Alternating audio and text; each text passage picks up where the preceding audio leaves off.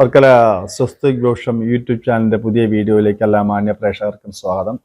ഈ വീഡിയോ ഞാൻ പറയാൻ ഉദ്ദേശിക്കുന്ന കാര്യം, ഈ കർക്കിടകത്തിൽ സാധാരണ ഹൈന്ദവരായിട്ടുള്ള ആൾക്കാർ എന്താണ് വിശേഷമായിട്ട് ചെയ്യേണ്ടത്? നമ്മുടെ ആരാധനാ സമ്പ്രദായം അനുസരിച്ച്, ക്ഷേത്ര പൂജാ സമ്പ്രദായം അനുസരിച്ച്, ഹൈന്ദവ വിശ്വാസപ്രകാരം മനസ്സിനും ശരീരത്തിനും ഒക്കെ തന്നെ ഗുണം നൽകുന്ന അർത്ഥത്തിൽ നമ്മൾ ഏത് ഭഗവതിയെ, ഏത് ഭഗവാനെ, ഏത് ദേവതാ സങ്കല്പത്തെയാണ് പ്രധാനമായിട്ട് ആരാധിക്കേണ്ടത്? കർക്കിടക പൊതുവെ നമ്മുടെ കാലാവസ്ഥയൊക്കെ പ്രതികൂലമാണ്, മഴയാണ്, തണുപ്പാണ് ഒക്കെയാണ് വേണ്ടത്. അപ്പം മനസ്സിന് ശരീരത്തിനും ഒക്കെ തന്നെ ഗുണം നൽകാൻ വേണ്ടിയിട്ട്, അല്ലെങ്കിൽ ഏത് ഭഗവതി സങ്കല്പം, ഏത് ഭഗവാനെയാണ് ആരാധിച്ചാൽ നമുക്ക് കൂടുതൽ ഗുണം? ഈ കർക്കിടക മാസത്തിൽ വിശേഷമായിട്ട് കർക്കിടക മാസത്തിൽ ആരാധിക്കേണ്ടത് ഭഗവതിയാണ്. വീഡിയോയിലേക്ക് കടക്കുന്നതിന് മുമ്പേ വർക്കല സ്വസ്തി ജ്യോഷം യൂട്യൂബ് ചാനൽ നിങ്ങൾ സബ്സ്ക്രൈബ് ചെയ്യുക, ലൈക്ക് ചെയ്യുക, ഷെയർ ചെയ്യുക. ഇനി വിഷയത്തിലേക്ക് കടക്കാം.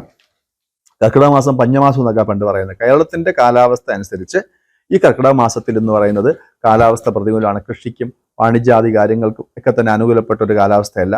മംഗളകർമ്മങ്ങൾ പൊതുവെ ഈ പറഞ്ഞ കാലഘട്ടത്തിൽ നടക്കാറില്ല. അതുകൊണ്ട് തന്നെ ആൾക്കാർക്ക് പൊതുവെ ഒരു തണുത്ത മനസ്ഥിതിയും ശാരീരിക മാനസിക ക്ലേശങ്ങളൊക്കെ വരാൻ സാധ്യതയുള്ളതാണ്.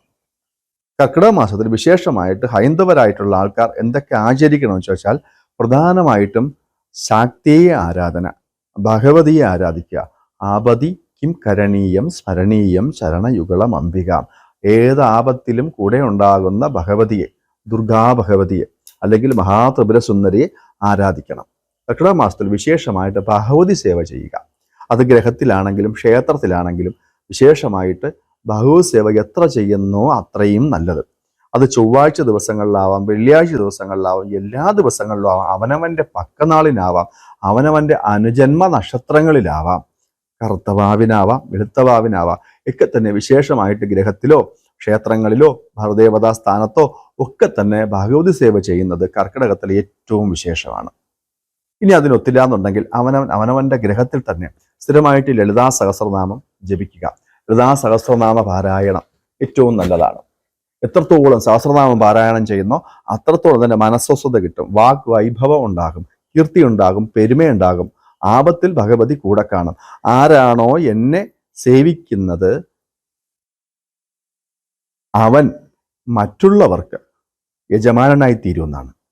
ആരാണോ എന്നെ സേവിക്കുക എന്നാണ് ഭഗവതി പറഞ്ഞിരിക്കുന്നത്. ദേവീ മഹാത്മ്യത്തിൽ ഭഗവതി എന്നെ പറഞ്ഞിട്ടുണ്ട്, ആരാണോ എന്നെ സേവിക്കുന്നത് മറ്റുള്ളവർ അവൻ്റെ സേവകരായി തീരുമെന്നാണ്. അങ്ങനെയുള്ള ആ ഭഗവതിയെ കർക്കിടകത്തിൽ വിശേഷമായിട്ട് വഹിച്ചാൽ അതിവിശേഷമായ ഗുണപ്പെട്ട ഫലങ്ങൾ ഉണ്ടാകും. കുട്ടികൾക്കാണെങ്കിൽ വിദ്യ, ഗൃഹസ്ഥർക്കാണെങ്കിൽ കുടുംബത്ത് ധനസൗഭാഗ്യാദികൾ, വാർദ്ധക്യത്തിലുള്ളവർക്ക് മനസ്സിനും ശരീരത്തിനും സൗഖ്യത. കർക്കിടക മാസം ദേവീ പൂജയ്ക്ക് ഏറ്റവും വിശേഷം. മഹാഭഗവതി സേവയൊക്കെ ചെയ്യുന്ന ക്ഷേത്രങ്ങളും ഗ്രാമങ്ങളും ഒക്കെ ഉണ്ട്. അതൊന്നും നിങ്ങൾക്ക് ചെയ്യാനൊത്തില്ലെങ്കിലും ഗൃഹത്തിൽ സന്ധ്യയ്ക്ക് വിളക്ക് വെച്ചിട്ട് ലളിതാ സഹസ്രനാമം ജപിക്കുക. ഇതിനും വിശേഷമായിട്ട് കർക്കിടക മാസത്തിൽ ദേവീ മാഹാത്മ്യം പാരായണം ചെയ്യുന്നത് ഏറ്റവും നല്ലതാണ്. അതും നിങ്ങൾക്ക് ഒത്തില്ലെങ്കിൽ ദേവീ മാഹാത്മ്യത്തിലെ ഏകാദശ അധ്യായം 11ാമത്തെ അധ്യായം മാത്രമായിട്ടെങ്കിലും സ്ഥിരമായിട്ടോ കുജ ശുക്രവാരങ്ങളിൽ പാരായണം ചെയ്യുന്നത് വളരെ വിശേഷമാണ്. ദേവിയെ ഭജിക്കുക, ദേവിയെ ആരാധിക്കുക, മഹാത്രിപുര സുന്ദരിയെ പൂജിക്കുക. കർക്കിടക മാസത്തിൽ കുടുംബത്തിനും വ്യക്തിക്കും ധനത്തിനും ബുദ്ധിക്കും ഗുണമുണ്ടാവും. വർക്കല സ്വസ്തിക് യൂട്യൂബ് ചാനലിൻ്റെ ഈ വീഡിയോ നിങ്ങൾക്ക് ഇഷ്ടപ്പെട്ട് കാണുമെന്ന് കരുതുന്നു.